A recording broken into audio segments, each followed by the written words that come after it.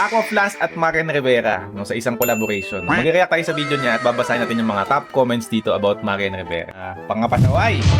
Lock. Ayan. Bye guys! Bye! Ayan na nga. Bracelet pa lang, meron na Good kandado. luck talaga itong mga Mars. 10 out of 10. Ayan. So ano ba yung binibenta dito? Yung Aqua Flash o yung kandado? Ilak mo ko kahit saan, Miss Marian. Ayan. Kandado mo nga.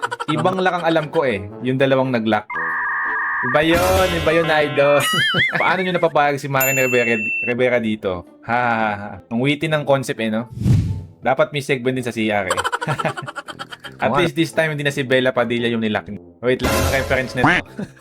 Baka may something Iba yun Akala ko pa naman ang next niyang ilalak yung kasambahay. Hindi. Hindi nilalak yung kasambahay. Yung ganon. Natrabaho lang yung tao eh. Eh di, ang dami niya rin susi sa dami ng padlock niya.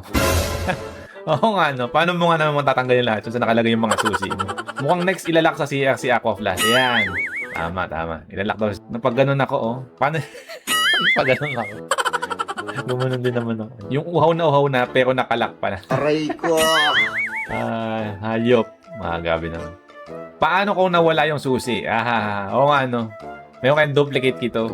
Paano ka naiinom niyan, ate ko Kaya paano may color Charmaine po kaya? Parang ganda kasi if may Aqua Flash X Charmaine. Baka yung orange color, no?